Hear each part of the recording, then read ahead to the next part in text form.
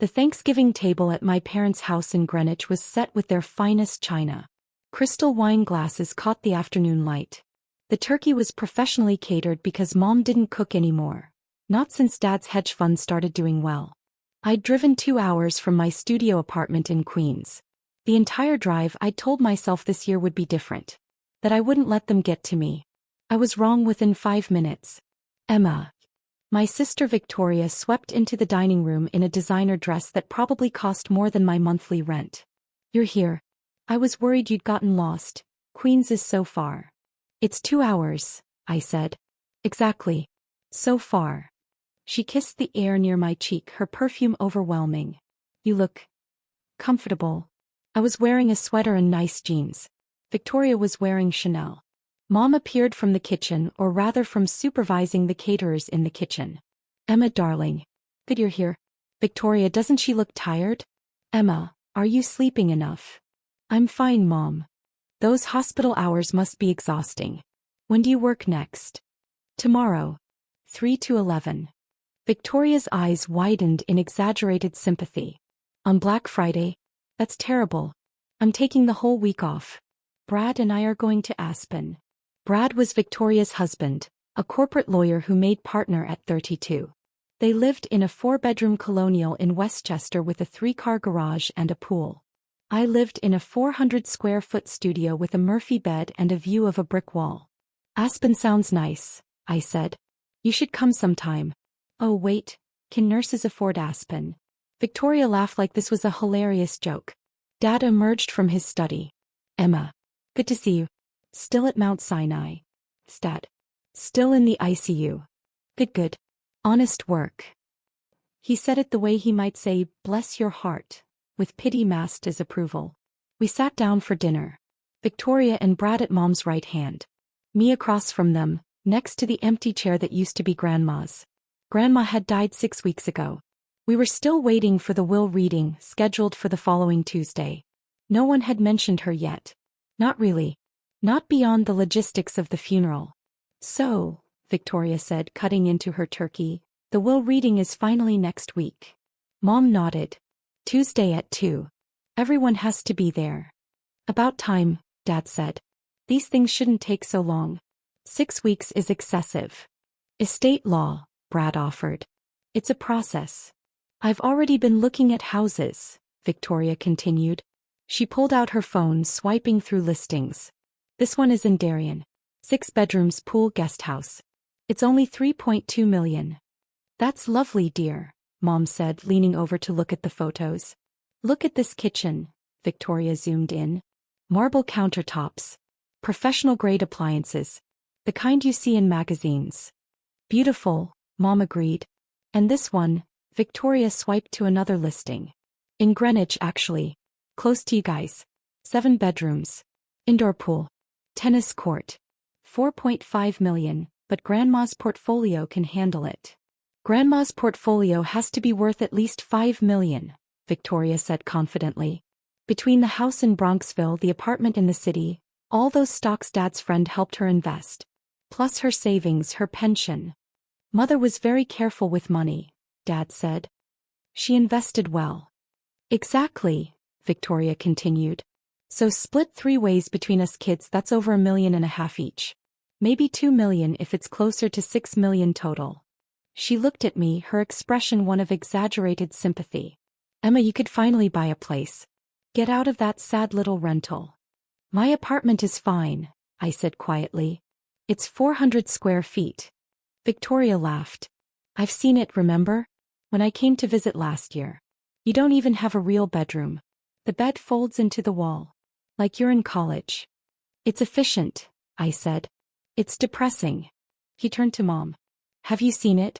The building doesn't even have a doorman. And the neighborhood, I had to park 3 blocks away. 3 blocks. Mom sighed. Emma makes her own choices, Victoria. I know, but still. Victoria shook her head. With your inheritance, you really should consider something nicer. Maybe Astoria? That's up and coming. Or Long Island City. Somewhere with actual amenities. A gym. A doorman. A place where your car won't get broken into. My car has never been broken into, I said. Yet. Victoria said. It's only a matter of time in that neighborhood. I said nothing. I'd learned years ago that defending myself only made it worse. Victoria returned to her phone. Brad and I will probably buy 2 properties. One in Westchester, something bigger than what we have now. And maybe a beach house. The Hamptons or maybe Nantucket.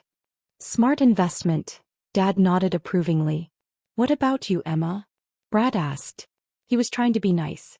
He usually was. What will you do with your share? I don't know, I said. I haven't thought about it. Victoria laughed. Of course you haven't. You never plan ahead. That's why you're 32 and still renting a studio apartment. Victoria, Brad said quietly. What? I'm just saying. Some of us plan for the future. She gestured at their beautiful life, their beautiful things. Some of us work hard and make good choices. I was working 70 hours a week as an ICU nurse, making $85,000 a year in one of the most expensive cities in the world. But Victoria was a marketing executive making $200,000, so clearly I wasn't working hard enough. Still, Victoria continued, it'll be nice for you to have some money. Maybe you can finally do something with your life. Go back to school. Get a better job. I like my job, I said. You change bedpans, Victoria said. She said it kindly with a smile which somehow made it worse. I save lives, I replied. Of course you do, dear, Mom said. We're very proud. But Victoria has a point. With an inheritance you could advance. Maybe go back for your MBA. Do something more prestigious. The rest of dinner passed in a blur of Victoria discussing her plans, Mom and Dad nodding approvingly, Brad trying to change the subject occasionally, and me sitting silently pushing food around my plate. As dessert was served, pumpkin pie from a bakery in Manhattan that cost $60, Victoria leaned forward conspiratorially. I have to admit, she said, I'm curious what Grandma left to each of us. Do you think it'll be equal? Why wouldn't it be? Mom asked. Well, Victoria glanced at me. I mean, I spent a lot more time with Grandma than some people. We all loved Grandma, I said quietly. Of course. But I visited her every month. Brought the kids. She loved seeing the kids. What Victoria didn't mention. Those monthly visits were scheduled precisely 2 weeks apart, lasted exactly 90 minutes, and always ended with Victoria checking her watch and saying they had another commitment. What Victoria didn't know, I had visited Grandma every week. Every single Thursday evening for 3 years. We'd have dinner together, watch Jeopardy and talk. Really talk. But I'd never mentioned it to my family. Because Grandma asked me not to. They'll make it about them, Grandma had said. They'll want to know why I'm not giving them the same attention. Or they'll start visiting out of obligation, not love. I like our Thursday evenings, Emma. Just us. Can we keep it our secret? So I had. For 3 years I told my family I was working late on Thursdays. Or meeting friends. Or too tired to talk. They never questioned it. They never asked for details. They never asked about anything in my life, really. I'm sure Grandma was fair, Dad said. She was always fair. Still, Victoria said, pulling up her calculator app, even $1.5 million would be life-changing for Emma. Finally, a down payment on a real apartment. Everyone laughed. Including Brad, though he looked uncomfortable about it. I excused myself to the bathroom and stood in front of the mirror, taking deep breaths. My phone buzzed. A text from the estate lawyer, Mr. Patterson. Just confirming Tuesday, 2 p.m. Reading will take approximately 1 hour. Please arrive promptly. I looked at myself in the mirror. Tired eyes. My grandmother's eyes. Everyone said I had her eyes. I thought about Thursday evenings. About sitting in Grandma's apartment on the Upper East Side, eating her homemade soup, watching her get competitive about Jeopardy. Come on, Emma, the answer is Marie Curie. How did you not know that? I thought about last Thanksgiving when I'd visited Grandma the night before the family dinner. She'd held my hand and said, "You're the only one who sees me as a person, not a checkbook." I told her she was wrong. That the family loved her. They loved the idea of me, she'd said. You love me. When I returned to the table, Victoria was showing Mom pictures of furniture. For the new house, she explained. I'm thinking modern farmhouse. Very on trend. The drive back to Queens took 3 hours because of traffic. I got home at 11 p.m., climbed the 4 flights to my studio, and collapsed on my Murphy bed without bothering to fold it up. My phone buzzed again. Victoria in the family group chat. Can't wait for Tuesday. Finally going to be able to upgrade our lives. Emma, we should go furniture shopping together after the reading. Help you pick out some adult furniture. Oh. I turned off my phone. Tuesday arrived wrapped in December cold. I'd taken the day off work. I wore my interview suit, navy blue, slightly worn at the cuffs but professional. I took the subway to Midtown, emerging onto Fifth Avenue where Mr. Patterson's office occupied the 42nd floor of a glass tower. The waiting room was all marble and leather. Too expensive. Too quiet. Mom and Dad were already there sitting on a sofa speaking in low tones. They looked up when I entered. Emma, Mom said. You're early. So are you. We wanted time to prepare, Dad said. This is an emotional day. Victoria and Brad arrived 10 minutes later, Victoria in another designer outfit, carrying a Birkin bag. Sorry we're late. Traffic was insane. Emma, you look nice. Is that the same suit you wore to your nursing school graduation? Yes, I said. Cute. Very thrifty. The receptionist appeared. Mr. Patterson is ready for you. We filed into a large conference room. Floor-to-ceiling windows overlooked Central Park. A long table with leather chairs. Everything designed to intimidate. Mr. Patterson was in his 60s, white-haired with kind eyes. He'd been Grandma's lawyer for 30 years. He nodded to each of us as we sat. Thank you for coming, he said. I know this is difficult. Martha was a remarkable woman. Victoria dabbed at her eyes with a tissue she'd prepared in advance. Mr. Patterson opened a leather folder.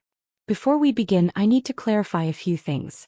This will was executed 14 months ago in October of last year. Martha was of sound mind as documented by her physician. The will was properly witnessed and notarized. It is legally binding and final. Of course, Dad said. Martha also left instructions that I was to read the will in its entirety before taking questions. I ask that everyone respect that. We all nodded. Mr. Patterson put on his reading glasses. The last will and testament of Martha Elizabeth Reeves, executed October 7, 2023. He read through the legal preliminaries.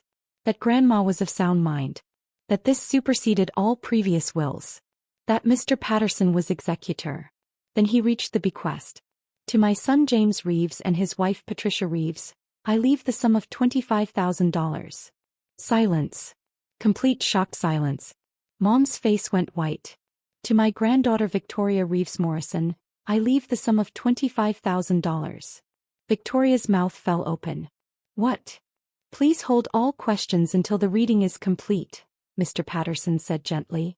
The entirety of my remaining estate, he continued, his voice steady, including my residence at 784 Park Avenue, my investment accounts, stock portfolio, retirement accounts, personal property, and all other assets not specifically mentioned above, I leave to my granddaughter Emma Louise Reeves. The room exploded. That's impossible. Victoria stood up. Read it again. The estate has been valued at $4.1 million, Mr. Patterson continued calmly. This includes the Park Avenue apartment valued at $2.3 million, investment and retirement accounts totaling $1.6 million, savings accounts of $150,000, and personal property valued at approximately $50,000. No, Mom said. She wasn't crying. She looked stunned, like someone had physically struck her. No, that can't be right. James, tell him that can't be right. Dad said nothing. His face had gone from white to red. His hands were gripping the armrests of his chair so hard his knuckles were white. This is fraud. Victoria's voice was shaking. Emma manipulated her. She's a nurse, she had access.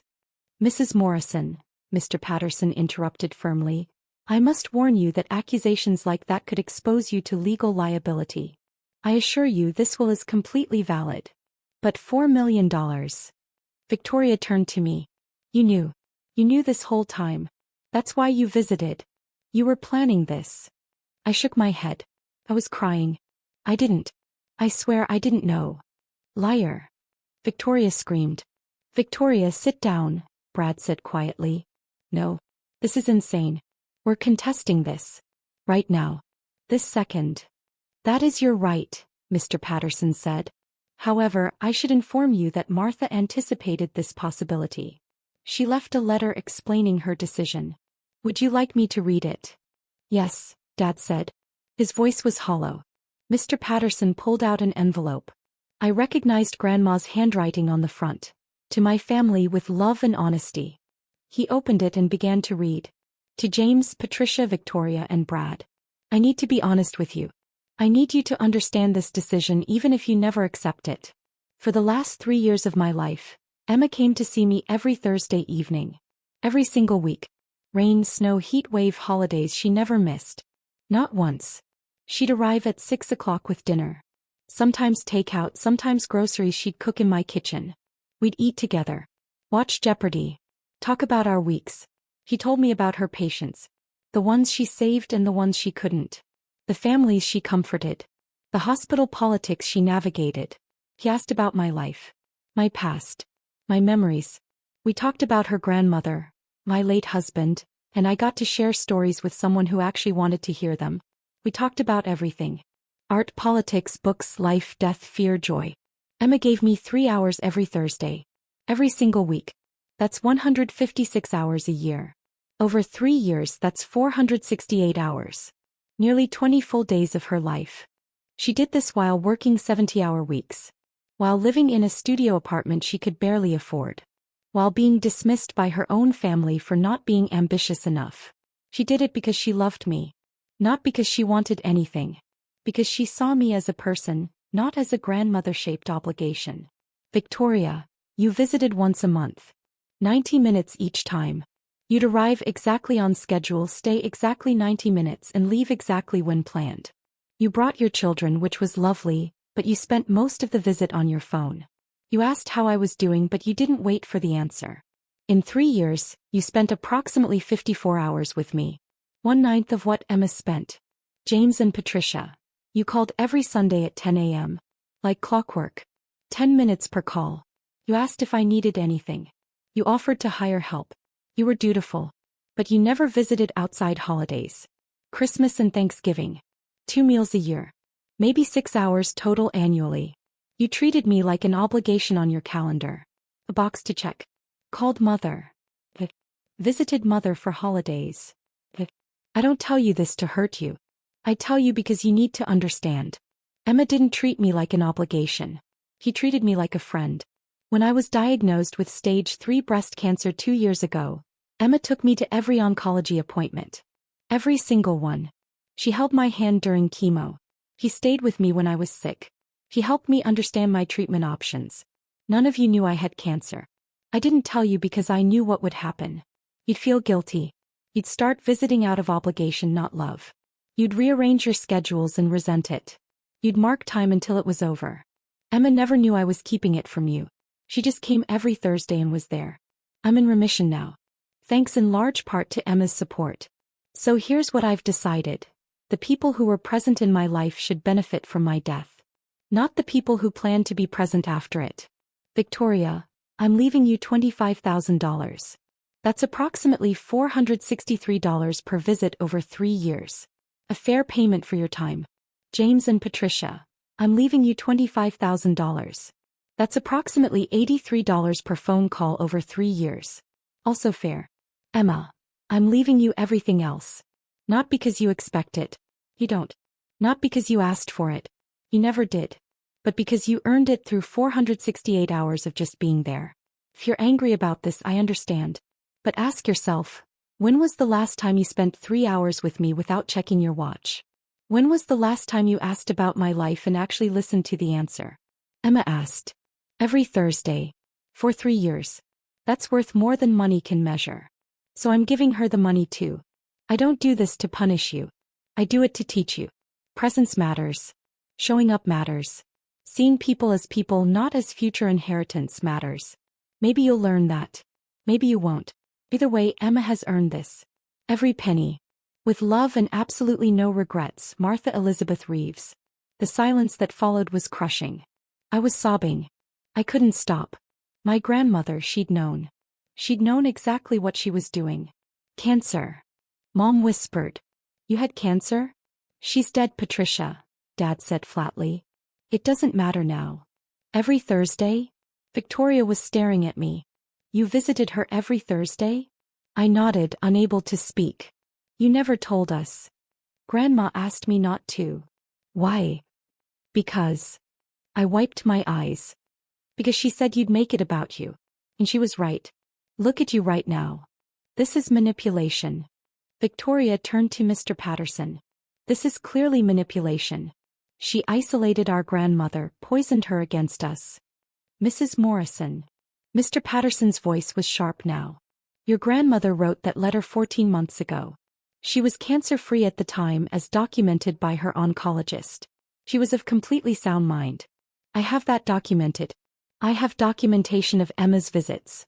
Building security logs showing Emma arrived every Thursday at 6 p.m. for 3 years. I have testimonies from neighbors. I have phone records showing Emma called daily to check in. I have records from her oncology team showing Emma attended every appointment. He pulled out a thick folder. Your grandmother documented everything. She knew you'd contest. She prepared for it. So we have no choice? Dad asked. We just accept this? You can contest, Mr. Patterson said. But I'm telling you, as someone who's practiced estate law for 40 years, you will lose. The evidence is overwhelming. And you'll waste $25,000 to $50,000 in legal fees trying. This is unbelievable, Victoria said. He was crying now, angry tears. $4 million. To her. She looked at me with pure hatred. You planned this. You manipulated a sick old woman. She wasn't sick when I started visiting. I said. I visited because I loved her. Because she was interesting and funny and smart and I liked spending time with her. You lived in a studio apartment, Victoria shot back. You were desperate for money. You saw an opportunity. I didn't know about the apartment in the city. I didn't know about the stocks. I knew she owned her Park Avenue place, but I thought she was living off Social Security and Dad's help. You're lying, Victoria said flatly. I'm not. I turned to Mr. Patterson. I really didn't know about any of this. He nodded. Martha never discussed her finances with you? Never. We talked about everything else. But never money. That's documented too, he said. Martha specifically noted in her planning meetings with me that she never wanted Emma to know the extent of her wealth. She wanted to ensure Emma's visits were genuine. He looked at my family. Which they were. Brad stood up. I think we need time to process this. Of course, Mr. Patterson said. The $25,000 bequests will be distributed within 30 days. Emma, the estate will take 4 to 6 months to process through probate. I'll contact you to begin that process. We all stood. Victoria was still crying. Mom looked shell-shocked. Dad's face was red with suppressed anger. In the elevator down, no one spoke. We stood in that small space, the silence suffocating. When we reached the lobby, Victoria turned to me. If you had any decency, she said, her voice shaking, you'd split that money with us. With your family. Grandma made her wishes clear, I said. Grandma was manipulated. She was evaluated by doctors. The will is legal. Legal doesn't mean right. Victoria stepped closer. You're really going to take $4 million and give us nothing? Grandma gave you $25,000 each. That's nothing. That's insulting. That's what she decided. You poisoned her against us. No, I said quietly. I just showed up. I walked away from them out onto Fifth Avenue into the December cold. My phone started buzzing before I even reached the subway. Victoria, you're dead to me. Mom, Emma, we need to discuss this reasonably. Dad, this is tearing our family apart. Victoria, everyone will know what you did. Mom, please call me. Victoria, manipulative bitch. I turned off my phone. That night I sat in my studio apartment staring at the Murphy bed, the tiny kitchen, the brick wall view. $4 million. I couldn't process it. I thought about Grandma. About Thursday evenings. About the last time I'd seen her 2 months before she died. We'd been watching Jeopardy. She'd gotten every question in the opera category correct, showing off. During a commercial she'd taken my hand. I updated my will last year, she'd said. Grandma, you don't have to. I want you to know. I'm leaving almost everything to you. I'd started to protest, but she'd squeezed my hand. You'll try to refuse it, she'd said. You'll think it's too much. You'll worry about your family. But Emma, listen to me, you earned this. Not through manipulation or scheming. Through showing up. Through being present. Through loving me without expecting anything in return. But Victoria. We'll be fine. She makes $200,000 a year and married a lawyer. Your parents are fine too. You're the one struggling. Let me help you. Please. I don't visit you for money, I'd said, crying. I know, sweetheart. That's exactly why you're getting it. The memory hurt. Fresh grief mixing with shock, mixing with guilt. Over the next 2 weeks, the harassment escalated. Victoria posted on social media. Vague posts about family betrayal and people who take advantage. She never named me directly, but anyone who knew us would understand. Extended family members started calling. Cousins I hadn't spoken to in years.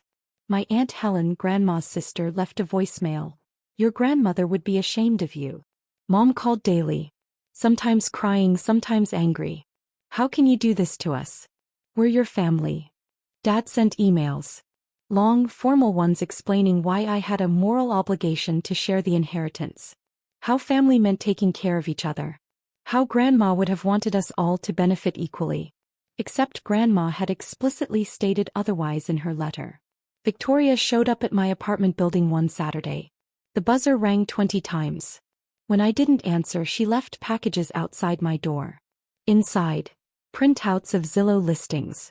Houses you could buy for the family, her note said. Make this right.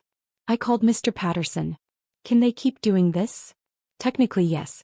Unless they threaten you or trespass. But Emma, I've seen this before. Family who feels entitled to money they didn't receive. They're hoping you'll give in. Hoping the harassment will work. Will it stop? If they contest and lose, usually yes. The court defeat makes it real. And if they don't contest? Then eventually they'll accept it. Or they won't. But you can't give in.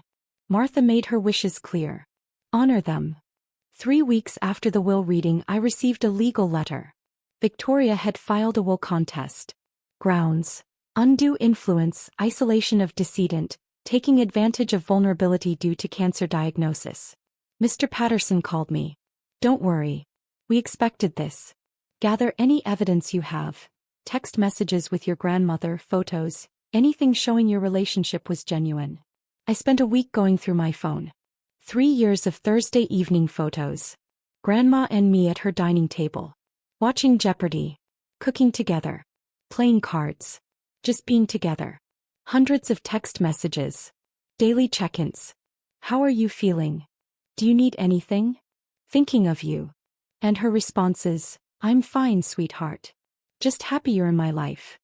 Can't wait for Thursday. Evidence of a relationship. Of love. Of presence. The court hearing was scheduled for 4 months later. In the meantime, I continued working at the hospital. 70-hour weeks in the ICU. Saving lives. Losing lives. Coming home exhausted to my 400-square-foot studio. Nothing had changed yet. The inheritance was tied up in probate and now in court proceedings. I still lived the same life. Except now my family hated me. Christmas came. I wasn't invited to dinner. Victoria posted photos on Instagram. Mom, Dad, Victoria, Brad, the kids. Everyone smiling. Grateful for real family, the caption said. I worked a double shift Christmas Day. It was easier than being alone. 4 months after the will reading, we sat in Manhattan Circuit's court. Judge Robert Chin presided. He was in his 50s, sharp-eyed, no-nonsense. Victoria's attorney was a woman named Sharon Blackwell. Expensive. Aggressive. She wore a suit that cost more than I made in a month. She presented their case. That I'd had unprecedented access to Grandma. That I'd isolated her from her family by encouraging her to keep our visits secret. That I'd taken advantage of her vulnerability during cancer treatment. That as a medical professional I could have influenced her mental state or medications. She had no evidence. Just implications and suggestions. Then Mr. Patterson presented our case. Building security logs showing I'd arrived every Thursday at 6 p.m. for 156 consecutive weeks. Only missed holidays when Grandma was visiting my parents. The logs were detailed. My name, time of arrival, time of departure. Every week. For 3 years. Phone records showing I'd called Grandma daily for 3 years. An average of 7 minutes per call. Just checking in. How are you feeling? Did you eat today? Do you need anything from the store? Email exchanges about books we'd both read. Recommendations. Discussions. Proof of an intellectual connection. Photos of us at museums, at cafes in Central Park. Not just the obligatory holiday photos my family had. Real outings. Real time together. Testimony from Grandma's oncologist. Emma Reeves attended every appointment as patient support. Martha was completely mentally competent throughout her treatment. The will was executed during a period of excellent health, 14 months before her death, and well before any cognitive decline. Testimony from Grandma's neighbors in her building. We only ever saw Emma visiting regularly. The rest of the family came for holidays only. Maybe Christmas. Maybe Thanksgiving. But Emma? Every week. Rain or shine. Testimony from the building doorman, a man named Marcus who'd worked there for 15 years. Miss Emma came every Thursday like clockwork. Sometimes she'd bring soup. Sometimes flowers. Sometimes just herself. Always stayed 3 hours. The grandmother, Mrs. Reeves, she lit up when Miss Emma arrived. You could see it. She'd be watching the door waiting. Photos from my phone. Hundreds of them. Showing a genuine loving relationship. Text messages between Grandma and me. Daily. Loving. And Grandma's letter written 14 months before her death, explaining everything clearly. Judge Chen reviewed it all. Then he spoke. I've presided over many estate disputes, he said. Many involve legitimate questions about mental capacity, suspicious circumstances, or unclear intent. This is not one of those cases. He looked at Victoria. Ms. Morrison, your grandmother left a detailed, documented explanation of her decision. She was evaluated by multiple doctors and found completely competent. She had the right to leave her assets to whomever she chose. But she was manipulated, Victoria started. No, Judge Chin interrupted. She was visited. There's a significant difference. A crucial one. He turned to Mr. Patterson. The evidence shows a granddaughter who provided consistent, loving care to her grandmother for years. Who asked for nothing in return. Who didn't even know the extent of the estate she'd inherit. Back to Victoria. You visited once a month for 90 minutes. That's your choice. But you can't now claim that someone who visited weekly for 3 hours somehow manipulated your grandmother. If you wanted a relationship with her, you should have invested the time. He banged his gavel. Contest denied. Martha Reeves's will stands as written. Furthermore, given the frivolous nature of this contest and the clear evidence against it, I'm awarding Ms. Emma Reeves her legal fees, to be paid by the contesting party. Mr. Patterson leaned over. That's $28,000 they owe you. Victoria stood abruptly. This is wrong. This is, she looked at me. I hope you're happy. You've destroyed this family. I didn't destroy anything, I said quietly. I just showed up. Outside the courthouse, Mom and Dad were waiting. $28,000, Dad said. You're going to make us pay? The judge made that decision. You could waive it. No. So you're really doing this? Mom asked. Taking $4 million? Forcing your own parents to pay legal fees? Destroying your relationship with your sister? I'm honoring Grandma's wishes, I said. That's all I'm doing. Your grandmother would be ashamed, Mom said. My grandmother wrote a letter explaining exactly why she made this decision. She knew you'd react this way. She prepared for it. I walked away from them. 6 months after Grandma's death, the estate cleared probate. I inherited everything. The Park Avenue apartment. The investment accounts. The stocks. The savings. $4.1 million. I sat in Grandma's apartment. My apartment now, on a Thursday evening. The place still smelled like her. Lavender and old books and home. I thought about what to do. What Grandma would want me to do. I called Mr. Patterson. I want to set up a fund. 4 nurses continuing their education. $50,000 a year. Your grandmother would love that. And I want to donate to the American Cancer Society. In her name. $100,000. Wonderful. The apartment. I think I'll keep it. Live here. It was her home. It feels right. She'd be glad to know it's yours. I made more decisions over the following weeks. I kept the apartment and moved in. From 400 square feet in Queens to 2,000 square feet on Park Avenue. The commute to Mount Sinai was 15 minutes instead of 90. I enrolled in a master's program to become a nurse practitioner. I could afford it without loans now. Without working 3 jobs. I invested most of the money. Conservative investments, the kind Grandma would have approved of. I kept working at the hospital. Same job. Same hours. But now I didn't have to stress about rent. About bills. About whether I could afford to fix my car or take a day off when I was sick. My family didn't speak to me for almost a year. Then, on what would have been Grandma's 84th birthday, I received a text from Dad. I've been thinking about Mother. About what she wrote in her letter. I was wrong to be angry at you. You didn't take anything from us. We gave it away ourselves by not being present. I'm sorry. We met for coffee the next week. Really talked for the first time in years. Your mother is still angry, he said. So is Victoria.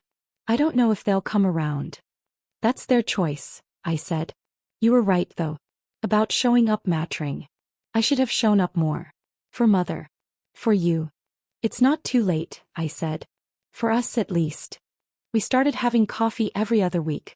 Not Thursday evenings. Those were still Grandma's even though she was gone. But Sunday mornings. Slowly rebuilding something. Mom took longer. Almost 2 years before she called. I miss my mother, she said. And I miss my daughter. I'm sorry for how I acted. The money, it doesn't matter. I just want my family back. Victoria never apologized. We see each other at occasional family events now. We're polite, civil, but the relationship is broken. Maybe permanently. She has her mansion in Darien. Her beach house in the Hamptons. Her designer clothes and her perfect life. I have Grandma's apartment. Her books. Her memories. Her legacy. And on Thursday evenings I still sit in her living room watching Jeopardy, talking to her like she's still there. The answer is Marie Curie, Grandma. How did I not know that? I like to think she's listening. 3 years after the inheritance I completed my master's degree. I became a nurse practitioner, specializing in oncology. Working with cancer patients the way Grandma had been. I helped patients understand their treatment. Held hands during chemo. Made sure no one faced their diagnosis alone. It felt like honoring her memory. Like using her gift the way she'd intended. The scholarship fund had helped 15 nurses so far. Some sent thank you notes. I couldn't have finished school without this. This changed my life. Thank you for investing in nurses. Grandma would have loved that. I thought about her letter often. About her final lesson, presence matters. She'd been right. About everything. The people who show up are the ones who deserve to be there. The people who invest time are the ones who earn trust. The people who love without expecting anything are the ones who deserve everything. I'd shown up every Thursday. I'd been present. I'd loved her. And she'd loved me back.